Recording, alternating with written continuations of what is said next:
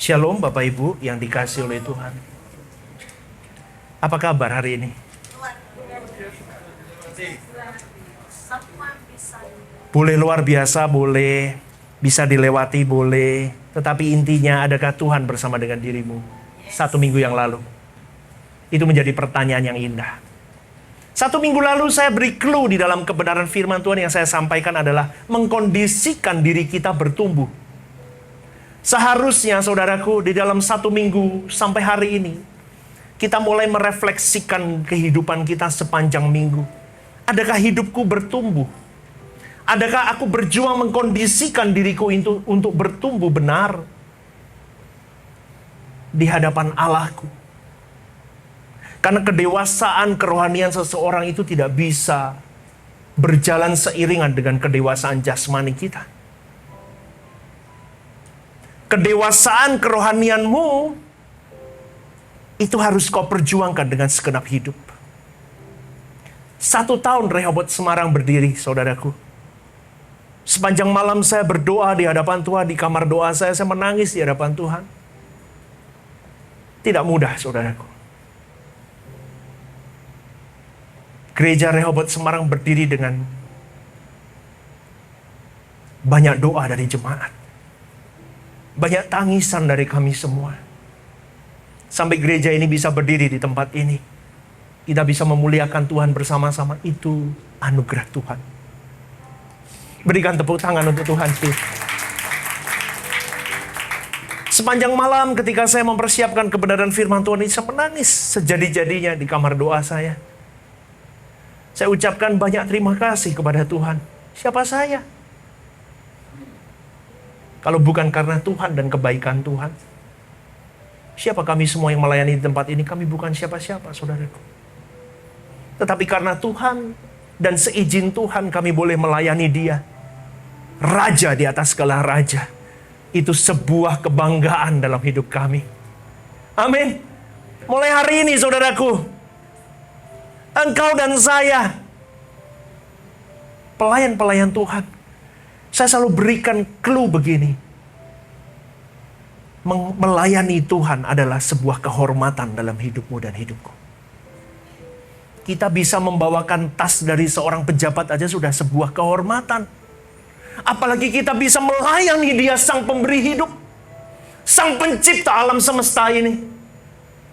Seharusnya engkau dan saya sadar akan hal ini dan engkau mulai merendah hidupmu, merajut hidupmu. Aku mau melayani Dia dengan benar. Tidak melayani saya. Tidak melayani gereja ini. Tetapi kita sedang melayani Allah di atas segala Allah. Berikan yang terbaik untuk Tuhan. Amin, saudaraku. Kita akan masuk di dalam kebebasan berkehendak yang keempat.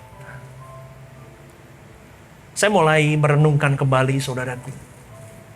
Kebebasan berkehendak itu seperti sebuah gift yang diberikan kepada kita manusia. Sebuah kado daripada Tuhan. Nah, ini kebebasan berkehendak yang kuberikan kepadamu.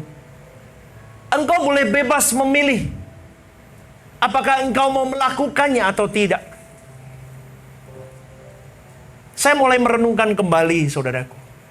Berarti kado ini bisa saya letakkan, bisa saya salah gunakan, bisa juga saya gunakan dengan sebaik-baiknya. Itu tergantung bagaimana saya memilih dari setiap pilihan-pilihan hidup yang saya ambil di dalam setiap jengkal hidup saya. Apakah kado ini menjadi kutuk atau menjadi berkat atas hidup saya? Apakah kado yang Tuhan berikan, yaitu kehendak bebas ini, menjadi berkat atau laknat di dalam hidup saya? Itu pilihan saya. Karena Tuhan tidak pernah menentukan dirimu dan diriku masuk di dalam sebuah kemalapetakaan dalam rancangannya. Karena Tuhan selalu merancangkan yang indah atas hidupmu dan hidupku. Berikan tepuk tangan untuk Tuhan. Di dalam momen itu saya mulai mencari, Tuhan, aku mau kasih kunci, satu clue kepada jemaatku. Apa ya besok minggu? Minggu lalu mengkondisi diri ini untuk bertumbuh di hadapan Tuhan. Minggu ini clue kita adalah meningkat di dalam kebenaran. Kita ulang bersama-sama. 1, 2, 3. Meningkat di dalam kebenaran. Kemarin saya mengkondisi hidupku untuk benar, untuk terus bertumbuh di hadapan Allah. Boleh aku bertumbuh, tetapi bertumbuh di dalam kebenaran. Aku harus meningkat kebenaranku. Kebenaran di mata Allah, bukan kebenaran di mata dunia. Menurut dunia yang benar adalah pribadi. Kalau engkau lulus kuliah, sudah kuliah, kerja, engkau harus sukses. Gapai seluruh dunia, kau miliki harta sebanyak-banyaknya. Kau senangkan semua hidupmu. Jangan buang hidupmu sia-sia. Bebaskan hidupmu dengan uangmu, dengan hartamu. Itu dunia. Tetapi apakah itu benar di mata Allah? Oleh sebab itu saudaraku, kita mulai belajar. Meningkat di dalam kebenaran itu maksudnya apa? Di dalam perenungan hari-hari hidup saya menyiapkan firman Tuhan ini, saudaraku. Ada satu perikop Matius 6 ayat 33, itu semua sudah tahu. Sudah hafal kan? Sudah ya? Matius 6 ayat 33 firman Tuhan berkata begini. Tetapi carilah dahulu kerajaan Allah dan kebenarannya. Maka semuanya itu akan ditambahkan kepadamu. Begini saudaraku. Dulu ketika saya mengerti tentang ayat ini, Matius 6 ayat 33, konsep saya berbeda. Semua yang ditambahkan kepadaku itu adalah segala hal tentang duniawi dan segala hal tentang impian hidupku. Tetapi setelah saya mengerti kebenaran secara murni, saudaraku, ditambahkan kepadamu itu bukan hal tentang pemuas untuk diriku dipuaskan, bukan. Tetapi ditambahkan pengenalanku akan Dia. Ditambahkan hasrat jiwaku untuk mencari Dia. Ditambahkan hasrat jiwaku untuk mengenal siapa Dia, Allah yang hidup. Sehingga aku bisa mengerti setiap detak jantungnya. Aku mengerti setiap hembusan nafasnya. Aku mengerti setiap helaian tangannya. Aku mengerti setiap pukulan yang Dia berikan kepadaku. Sampai di titik saya bisa mengatakan, Lord, I can't live without you. Itu yang seharusnya engkau dan saya mengerti dari perikop ini, saudaraku. Ada satu pujian begini, coba. Saya tuh gak pinter nyanyi. Kalau ada suara bingung saya ambil nadanya. Coba matikan dulu. Pet. Harus mati pet. Kalau nggak ada nada lain bingung saya. Ada satu pujian lagunya siapa ya, saya nggak tahu. Tapi lagunya begini. Bila ku buka mataku dan lihat wajah. Katakan.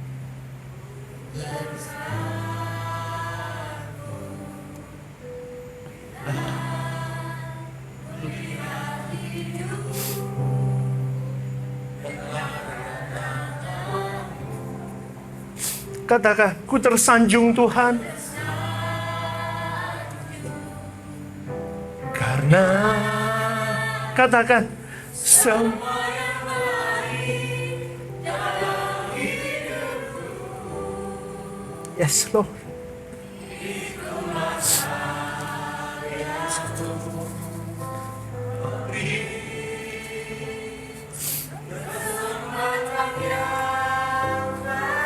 Katakan, dan ku ingin Tuhan lebih dalam dari semua yang ku kenal. Tiada kasih yang melebihimu. Ku ada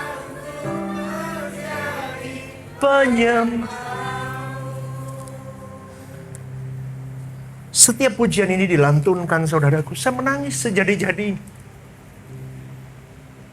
Kita hidup tetapi mata kita tertutup selama ini. Kita tidak melihat wajah Tuhan. Kita tidak pernah menjumpai Dia, saudaraku. Kalau kita lihat hidup kita, saudaraku, segala karya tangan Tuhan dalam hidup kita. Aturan engkau dan saya tidak main-main dengan hidup yang Tuhan beri. Engkau tersanjung. Engkau harus tersanjung dengan hidupmu. Siapa kita, saudaraku? Kita dosa, dia datang ke bumi ini. Dia selamatkan kau dan saya. Apa yang sudah kau beri buat dia? Apa yang sudah kau beri untuk Tuhanmu? Kalimat ini mengatakan, karena semua yang baik dalam hidupku, itulah karyamu. Saya mulai teringat, saudaraku, dari perikop ini, Matius 6 ayat 33. Carilah dahulu kerajaan Allah dan kebenarannya, maka semua itu akan ditambahkan kepadamu. Artinya begini, utamakan bagaimana engkau bisa menjadi anggota keluarga kerajaan Allah yang baik. Yang baik tentu yang berkenan kepada Allahmu.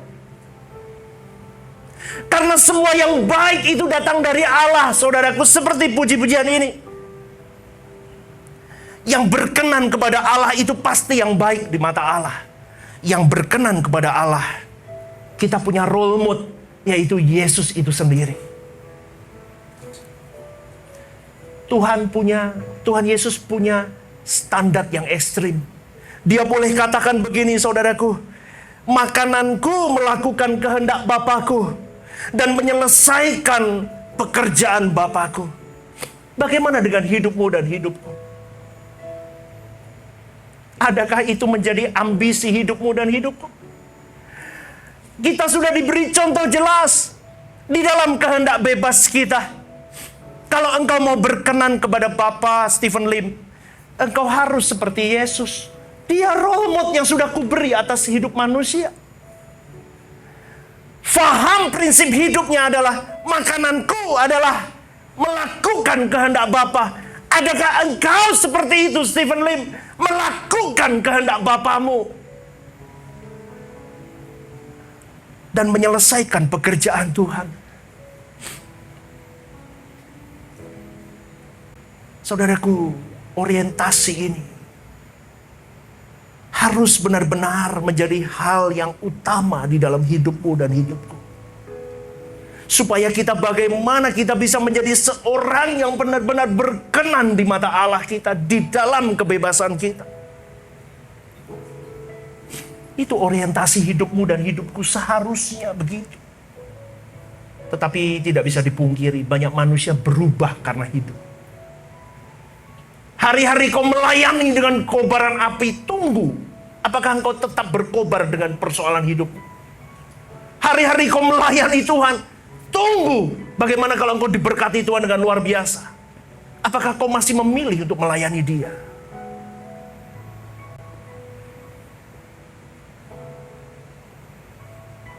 Kita harus mulai, saudaraku, mengkoreksi diri. Bagaimana keadaan kita? Adakah aku berkenan di hadapan Tuhan? Itu sebuah hal yang urgent. Bukan sesuatu yang bisa kita tunda dan nanti. Katakan nanti. No.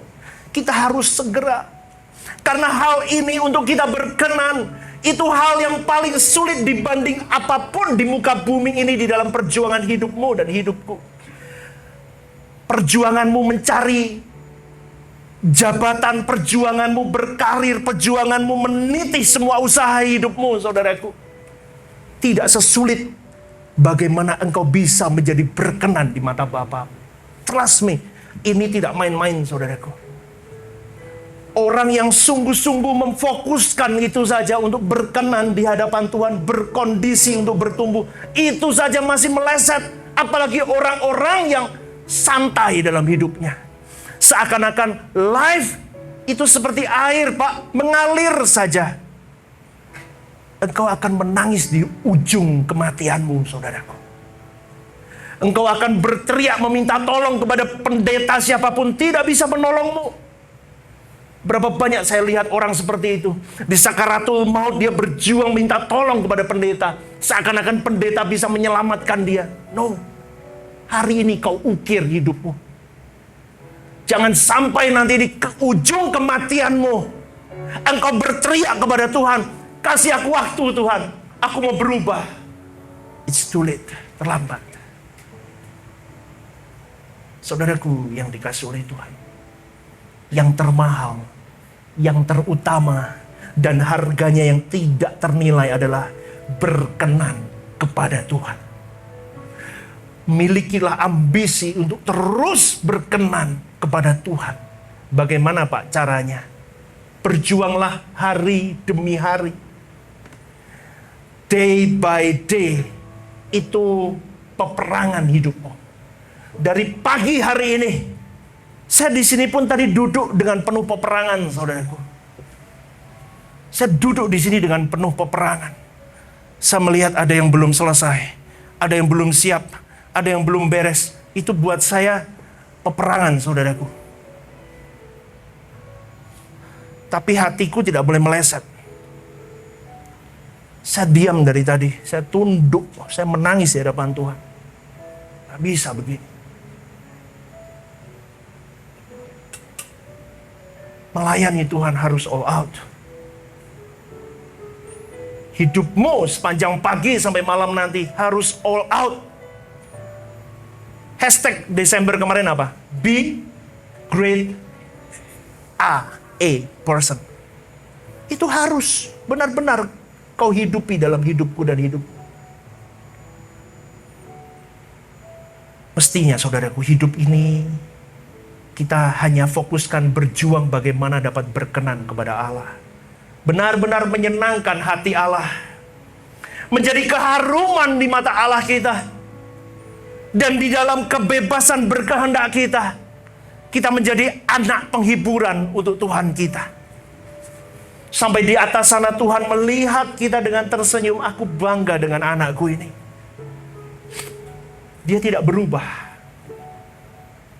Dia tidak pernah meninggalkan dan mengecewakan diriku. Tetapi tidak bisa dipungkiri, saudaraku.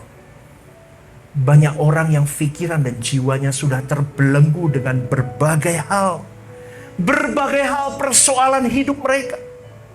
Yang pada akhirnya hasrat jiwanya, keinginannya hanyalah untuk bisa selesai atau keluar dari problematika hidup mereka. Padahal, saudaraku, semestinya mereka tidak boleh mengutamakan persoalan-persoalan di dunia, masalah-masalah hidup mereka lebih daripada Tuhan. Amin. Amin. Anda harus sadar itu. Anda dan saya pun sama, saudaraku. Engkau dan saya pasti punya problema-problema hidup, persoalan-persoalan hidup. Yang akhirnya tanpa kita sadari, itu membelenggu hidupmu dan hidupku. Dan kita sedang memberhalakan persoalan-persoalan hidup.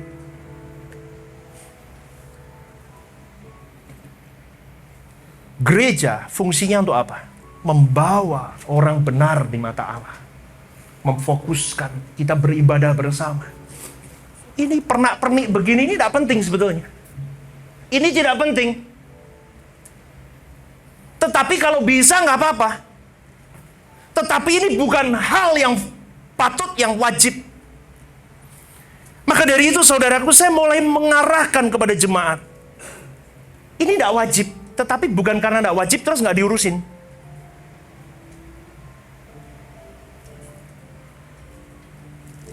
Ini semalam saya pompa sendiri sama istri di sini. Bus.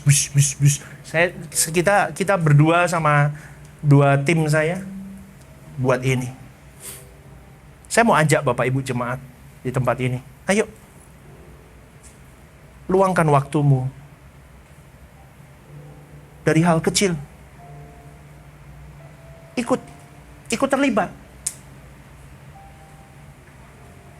Pendetamu tangannya gede sebelah nih sekarang. Gede sebelah. Tetapi hal yang utama bukan itu memang. Tetapi dengan adanya ini, bisa merangsang kita untuk menjadi sebuah keluarga. Ketika coba dekor bareng, seneng nggak? Wow, ya. Besok kalau ada acara lagi, rame-rame, kita dekor bareng. Amin? Amin. Jadi besok kalau Anda lihat di sini puas, oh ya bagus ya. Ini sebenarnya saya komplain seperti ulang tahun anak 17-an. Tapi nggak apa-apa. Ini punyanya Ibu Gembala loh, macam-macam loh. Nesu, repot, ya. Tapi kita bersyukur. Indah kan? Bagus gak? Bagus, pendetone sih. Keploi sih. Ya, Bapak Ibu dikasih oleh Tuhan.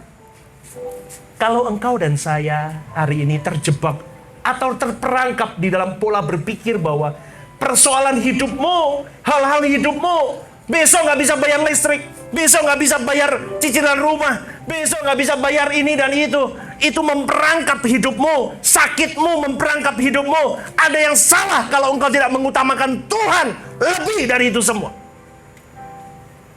Itu sebuah failure, sebuah kemelesetan yang boleh saya katakan. Jika kau biarkan terus-menerus, saudaraku, lama-kelamaan itu akan menjadi berhala atas hidupmu.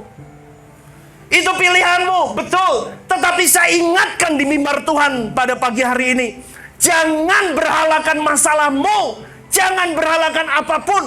Utamakan Tuhan yang terutama dalam hidupmu, karena Dia yang bisa memberikan kelegaan atas hidupmu. Berikan tepuk tangan untuk Tuhan kita. Saudaraku, mestinya begini, engkau dan saya memilih untuk memandang bahwa satu-satunya yang terpenting adalah aku bisa berkenan kepada Tuhan. Senggol kiri kanannya, berkenan kepada Tuhan. Senggol kiri kanannya, katakan kita harus berkenan kepada Tuhan.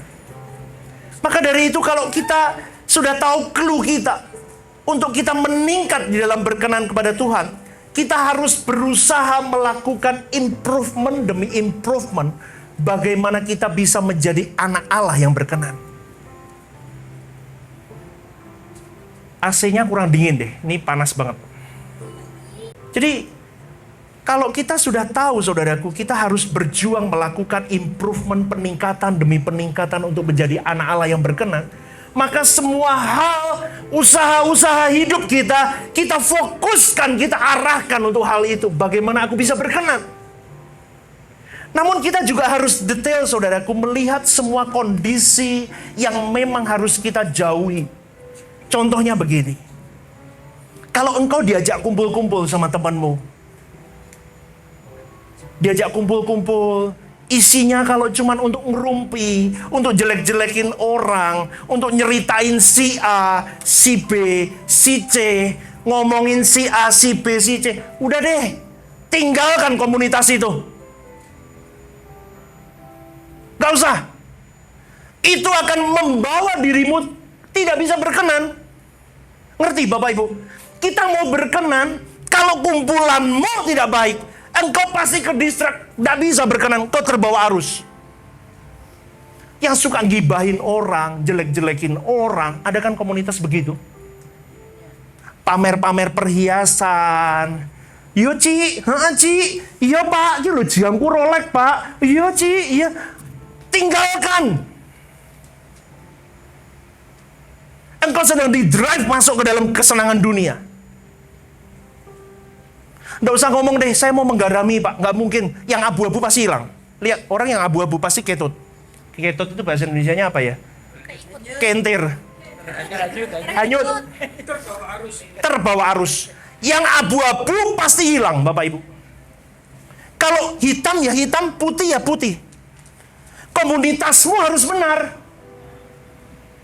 Ada firman Tuhan dikatakan di dalam 1 Korintus kalau nggak salah ya. Pergaulan yang buruk. Apa ya itu ya? 1 Korintus ya. 1 Korintus. Pergaulan yang buruk akan merusak kebiasaan yang baik. Coba Efesus 5 ayat 15-17. Itu betul loh Bapak Ibu. Mengerikan. Di ulang tahun nggak usah buru-buru khotbahnya. 2 jam. Kita 15 ayat 15. Efesus 5 ayat 15-17. Firman Tuhan berkata begini. Karena itu, perhatikanlah dengan seksama bagaimana apa? Kamu hidup. Janganlah seperti apa? Orang bebal. Tetapi seperti 16. Dan pergumulkanlah waktu yang ada. Karena hari-hari adalah 17. Sebab itu janganlah kamu, yang kencang bodohnya. Ulang sekali lagi. Sebab itu janganlah kamu, Anda sendiri yang ngomong ya. Tetapi usahakanlah supaya kamu mengerti kehendak Tuhan, mau kita berkenan kepada Dia. Makanya tadi ngomong janganlah kamu bodoh. Cari perkumpulan orang-orang yang memang bisa membangun dirimu. yang tidak bisa membangun, jangan tinggalkan, saudaraku. Saya sedih, saudaraku, kalau lihat perkumpulan organisasi komunitas yang begitu.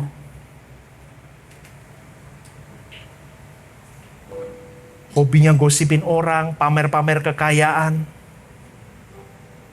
Sampai saya ngomong sama istri saya, kalau reuni, nggak perlu datang deh kalau memang komunitasmu itu isinya orang-orang yang tidak cinta Tuhan.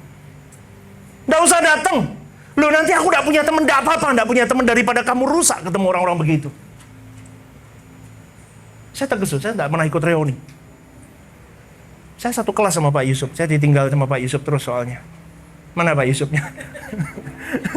Nah, saya nggak pernah datang reuni. Kenapa, saudaraku? Begini, kalau sebagian besar mereka semua adalah orang-orang yang fasik atau orang-orang yang tidak peduli kepada Tuhan dan tidak takut akan Allah, maka kau harus menghindar dari komunitas itu. Jauhi sejauh-jauhnya. Kenapa? Karena itu akan mendistrak dirimu untuk engkau bisa hidup benar, hidup berkenan di mata Allahmu. Kenapa? Karena kau akan memandang beberapa orang yang benar ya, omongannya dia betul kok. Padahal itu tidak benar di mata Tuhan. Maka dari itu saya berikan clue begini. Bergaulah dengan komunitas yang takut akan Allah. Yang mengajak engkau berdoa. Yang mengajak engkau memuji Tuhan. Yang mengajak engkau menyembah Dia. Dan orientasi berpikirnya adalah langit baru, bumi baru. Mana itu komunitasnya? Pintar. Berikan tepuk tangan. Komunitasnya di mana? Home. Loh, kok guya-guyu tok harus join? Loh, di home kita nggak boleh gibahin orang. Betul nggak? Ada ketidakcocokannya lumrah. Orang Anda dan si A dengan si B lahirnya di keluarga yang berbeda, latar belakang ekonomi berbeda. Tetapi percayalah saudaraku, di home itu komunitas yang tepat, yang bisa membawa dirimu dan diriku masuk di dalam kebenaran firman Tuhan. Dan masuk di dalam apa? Berkenan di hadapan Bapamu. Jadi Bapak Ibu yang dikasihi oleh Tuhan, peningkatan kehidupan untuk semakin berkenan itu seharusnya menjadi satu-satunya ambisi hidupmu dan hidupku. Saya ulang sekali lagi. Peningkatan kehidupan untuk semakin berkenan itu seharusnya menjadi satu-satunya tujuan hidup kita, menjadi satu-satunya ambisi hidup kita. Kalau memang benar itu, saudaraku, Allah pasti tersanjung dengan hidupmu dan hidupku. Sampai di level begini. Saya pernah memikirkan begini. Tadi malam saya berpikir begini. Benar ya, kalau setiap harinya hidup saya fokus untuk berkenan, hidupku mau berkenan, lama-kelamaan saudaraku, hidupku pasti tercengkram. Tercengkram gimana ya? Tercengkram dengan ambisi atau kerinduan untuk aku terus berjuang. Hari demi hari. Aku mau benar, aku nggak boleh ngomong sembarangan. Aku tidak boleh lihat sembarangan. Aku tidak boleh berpikir sembarangan. Aku tidak boleh berasumsi sembarangan dengan orang lain. Aku tidak boleh bertindak sembarangan. Kenapa? Karena aku duta kerajaan Allah. Karena aku mewakili Kristus. Rumusnya adalah Kristus. Kalau aku tidak seperti Kristus, berarti aku bukan pengikut Kristus. Maka dari itu, saudaraku, kalau ada istri-istri di tempat ini yang kecewa terhadap suaminya, atau suami-suami yang kecewa terhadap istrinya, saudaraku, saya mau ingatkan, jangan sampai kepahitan dan kekecewaan itu membuat kita tidak memiliki gairah yang penuh untuk engkau berjuang menjadi anak Allah yang terus meningkat di dalam keberkenananmu di hadapan Tuhan. Kalau ada orang tua yang kecewa kepada anaknya atau menantunya, atau ada anak-anak yang kecewa dengan orang tuanya, dengan mertuanya, saya cuma mau katakan jangan berhalakan itu. Segera selesaikan. Percayalah saudaraku, tidak ada orang tua yang sempurna. Bahkan dirimu sendiri pun, hai anak-anak, engkau pun jadi orang tua pun tidak sempurna. Amin. Amin. Maka dari itu selesaikan dirimu. Dan biarkan kekecewaan dan kepahitan itu hengkang pergi dari hidupmu. Sehingga hidupmu Engkau tidak lagi terdistrak atau terganggu dengan hal-hal begitu di dalam hidupmu. Jangan berhalakan kepahitan hidup. Sehingga engkau dan saya tidak fokus lagi menjadi pribadi yang bertumbuh menjadi anak Allah yang terus berkenan dan memiliki nilai yang sempurna di matanya. Benar saudaraku, ini hal yang kelihatannya, enggak, aku enggak nyimpen kepahitan kok Pak. Enggak, aku dengan mama papaku baik-baik kok Pak. Percayalah saudaraku. Atau engkau dengan teman sepelayananmu, engkau kecewa dengan pendetamu, engkau kecewa dengan gerejamu, engkau kecewa dengan banyak hal di gereja, di dunia pelayanan, teman pelayanan, pendeta, aktivis, semuanya. Engkau melihat, kenapa kok begitu ya? Saudaraku, udah jangan pahit. Santai aja. Orang muridnya Yesus saja 12 berkhianat satu nggak? Yesus loh. Punya murid berkhianat satu. Kalau 12 berkhianat satu berarti 1/10. Iya betul ya? Enggak ya? 1/12. Ya wis ngono lah. Aku udah pinter matematika. Pokoknya begitu. Kalau 12 hilang satu, itu masalah loh. Seharusnya begitu. Kalau 12 kali 2 berarti berapa? 24. 24 hilang 2. Kalau 120 berarti hilang 10. Banyak enggak? Luki bingung matematika jadi. Kok jadi garu-garu kepala semua? 120 murid Yesus misalnya. Berarti hilang 10, hitungannya begitu. Banyak loh. Itu aja Yesus. Kalau hari ini engkau dan saya melayani, pahit. Lihat pendetanya cuma pintar khotbah di depan. Atau gerejanya Allah cuma begitu-begitu doang. Ngajarinya begini, tapi faktanya tidak ada. Atau lihat teman pelayanan kecewa dengan mulutnya. Dengan tindakannya. Udah, ngapain lu pahit? Santai aja bro. Santai aja bro. Ngapain? Itu wajar. Wajar. Kalau pelayanan di dalam sebuah gereja tidak ada masalah, itu enggak wajar malahan. Betul nggak? Coba bapak ibu rumah tangga suami istri nggak pernah ribut, adem ayem terus tiap pagi salaman pelukan shalom ya kok shalom enggak tuh kiss kiss ya cium cium cium ya ya sayang saya orang wajar malah lihat deh orang yang tidak wajar gitu gitu ya terlalu begitu begitu malah medeni betul ya yang wajar aja. Wajar itu ya lumrah. Kalau ada pertengkaran, percikan api, siti-siti, lumrah. Itulah seni dalam pernikahan. Coba anak sama orang tua tidak pernah ribut. Jaden, ya. Jaden B, ya, we robot. Tetapi kalau ada percikan, kamu kok tidak nurut sama papa sih sekarang? Itu lumrah. Karena dia human. Manusia. Jadi Bapak Ibu dikasih oleh Tuhan, kalau Anda hari ini sedang kecewa dengan anggota keluargamu, dengan pelayananmu, dengan teman-teman baikmu, lumrah, ngomong dalam hatimu, alah lumrah, udah nggak usah dimasukin hati. Tahun lalu saya belum bisa loh begini. Tahun lalu itu saya masih, ngerti ya? Sekarang saya begitu-begitu, lumrah. Biasa aja. Udah. Jadi ketika kita bisa berkata lumrah itu normal kok, nggak masalah. Di situ engkau bisa berkenan. Jadi itu tidak mengganggu hidupmu. Kalau engkau coba memikirkan orang-orang yang menyakitimu terus tiap hari sosial media dilihat nyerang-nyerang kita, udah di-delete dong. Lu delete kan boleh. Bebas dong. Ini punya siapa? Punya saya. Saya mau jaga hati saya. Saya mau jaga. Jangan ikutin saya terus dong. Saya mau jaga hati saya mau jaga kesehatan saya, kewarasan saya. Bebas dong. Gak usah dilihat. Kalau sudah gak usah dilihat, jangan kepo juga Anda cari-cari. Ngomong apa yo? Itu kebiasaannya, betul nggak? Yang ketawa pelaku. Ya, kita kadang cari-cari, nggak usah saudaraku. Kenapa? Karena saya cuma mau katakan, saudaraku, hal-hal sampah itu akan membuat dirimu semakin hilang di hadapan Tuhan.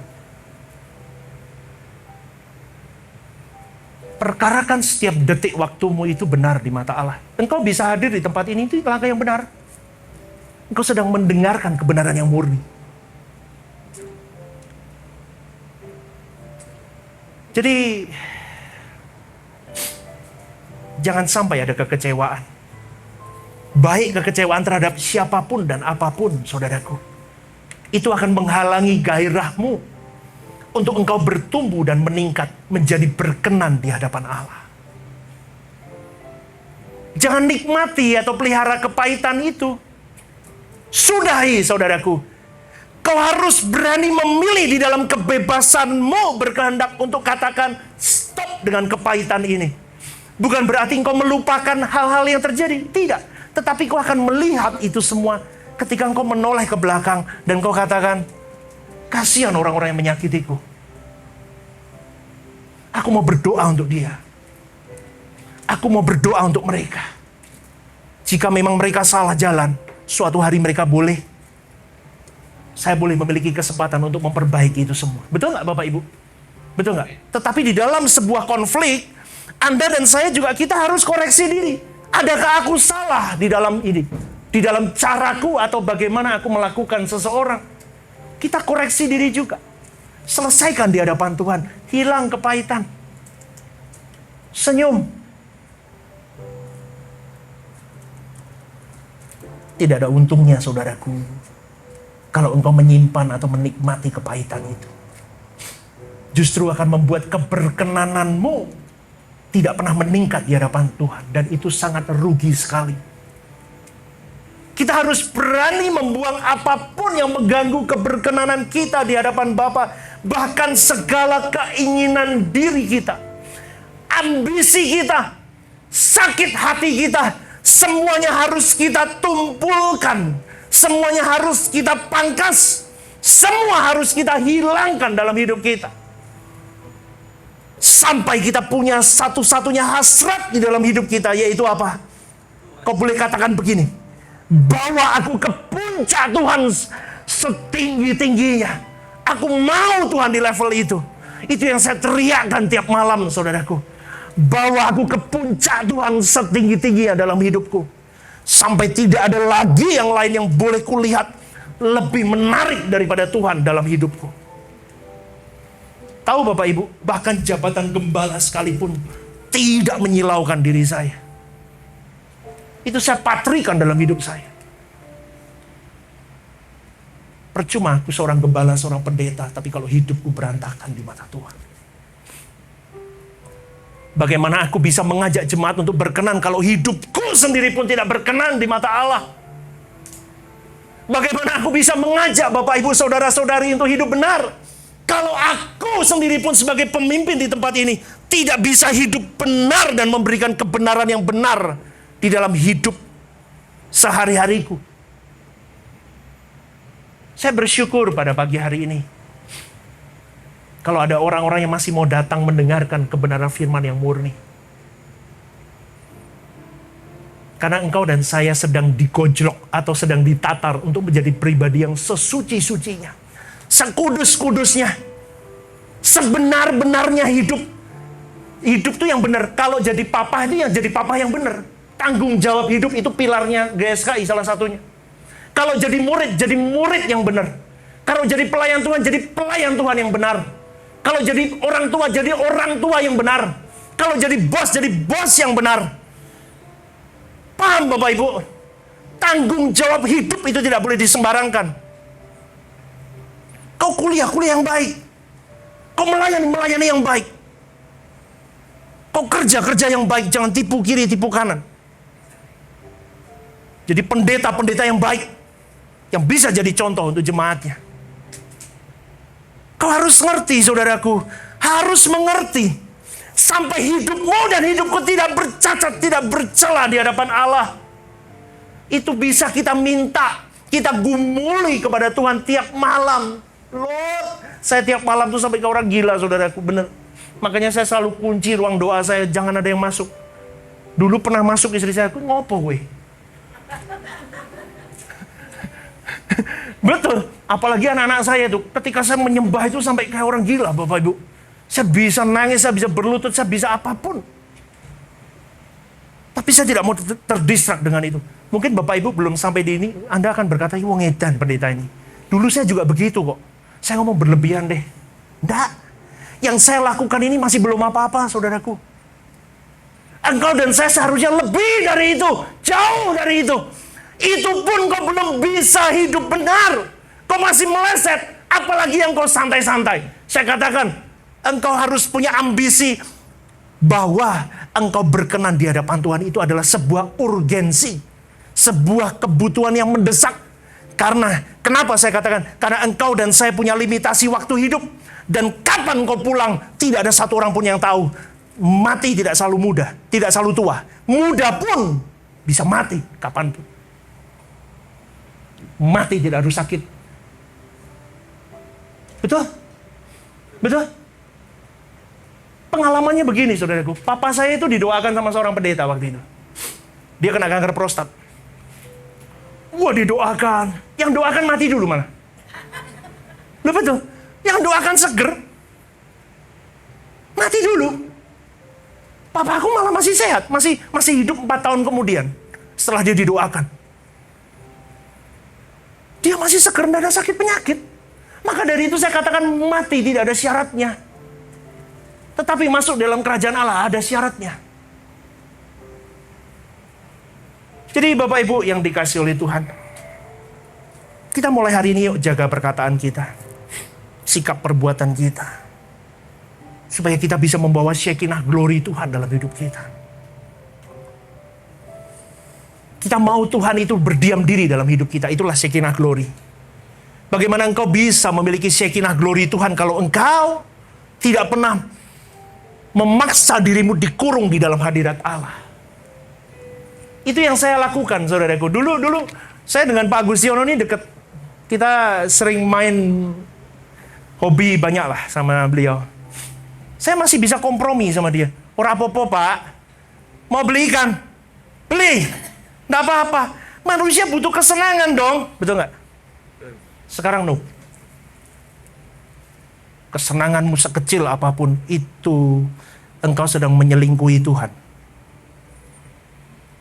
Engkau sedang berkhianat sama Tuhanmu.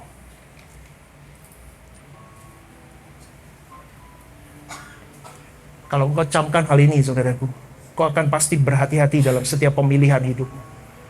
Bahkan anakku sekalipun, istriku sekalipun, tidak boleh menggantikan Tuhan di dalam prioritas hidupku.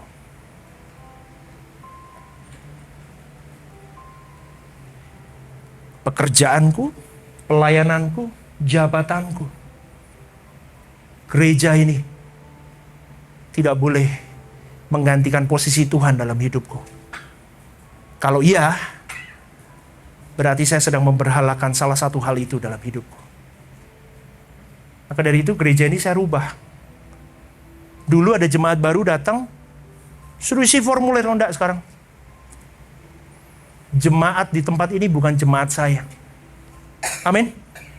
You semua ini jemaatnya Tuhan, bukan jemaatku.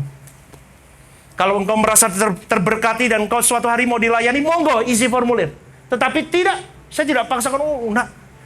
Anda mau datang sekali, 2 kali, engkau hilang lagi, 5 kali hilang lagi, terserah. Kalau engkau merasa firman Tuhan ini memberkatimu, ada gula, ada? Nah, kalau semutnya salah, yang asin dikira manis, manis dikira asin ya, Bu? Di sini saya beritakan kebenaran. Sudah seharusnya saya tidak paksa-paksa Anda untuk datang. Ayo datang ya, datang ya, datang ya. Setelah Anda bisa datang, saya akan didik Anda untuk menghormati Tuhan dengan cara tidak terlambat hadir. Penyembahanmu dimulai dari ketika engkau hadir masuk di tempat ini, saudaraku. Ukupan itu naik ketika engkau disambut oleh Aser. Aser yang betul. Jangan asal shalom. Shalom. Shalom. Yang penting amplop persembahan dikasih. No. Kamu harus memberi yang terbaik daripada Allah.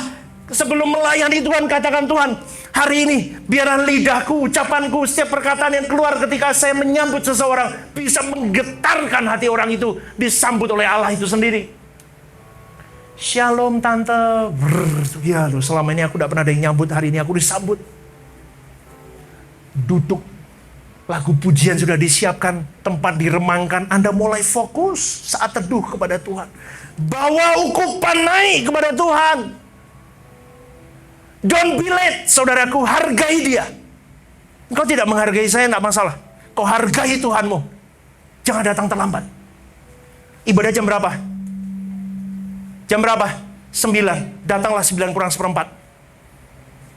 Kalau parkirannya susah, setengah 9. Amin. Jadi orang ketika menyembah, memuji Tuhan, Anda tidak gerubak-gerubuk. Itu mengganggu.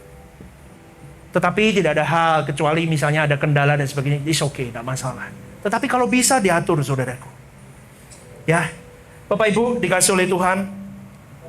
Sejujurnya banyak orang yang sudah kehilangan arah hidup mereka. Mereka sudah kehilangan ambisi untuk terus berkenan, semakin berkenan di sepanjang hidup mereka untuk Tuhan. Ingat saudaraku, ingat. Kita tidak bisa ada di hati Tuhan kalau kita masih menyimpan hal lain di hati kita. Ada satu kalimat yang berkata begini, yang kuingini Engkau saja Tuhan. Tidak ada yang kuingini di bumi selain dirimu. Itu kalimat yang indah, ada pujiannya ya, coba. Yang kuingini Engkau saja ya, diam dalam kehendak ya, pisahkan diriku dari dunia ini, semakin ku damba kerajaanmu. Ulang lagi. Yang ku ingini Engkau. Amin. Katakan, tinggal dalam kehendak rencanamu. Katakan, pisahkan diriku dari dunia ini, semakin ku damba kerajaanmu. Katakan, oh Tuhan Yesus, kerinduan hatiku. Saya undang Bapak Ibu bangkit berdiri. Mutiara tak ternilai harta milikku, keindahanmu memudarkan dunia. Di mataku Engkau termulia. Engkau dan saya harus sampai di level berani berkata begitu, saudaraku. Yang kuingini hanya Engkau saja, Tuhan. Itu kalau sudah sampai di level itu gila, saudaraku. Keren, benar. Anda tidak akan khawatir dengan hidup, percaya deh. Saya sudah berjuang sampai di level itu. Saya terus, saudaraku, tiap hari. Yang kuingini Engkau saja, Tuhan. Jangan tinggalkan aku.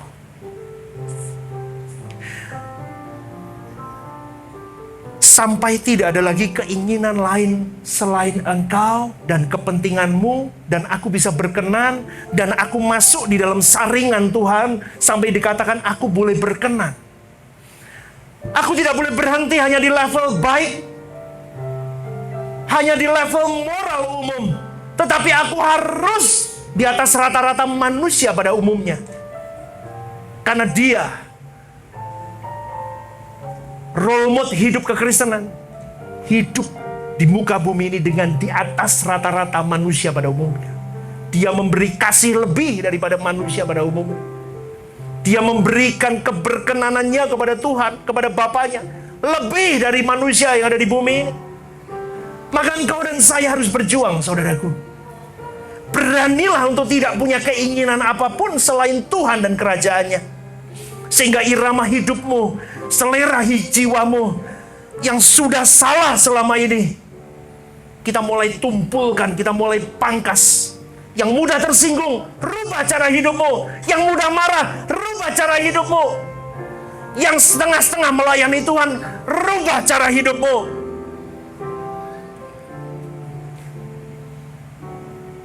Ayo berjuang saudaraku, meningkat di dalam kebenaran. Saya tutup dengan satu kalimat. Tuhan tidak akan berjalan dengan orang yang masih mendua hati. Dan ingat saudaraku, kita tidak bisa ada di hati Tuhan kalau engkau masih menyimpan banyak hal dalam hidupmu yang tidak berkenan di hadapannya. Amin.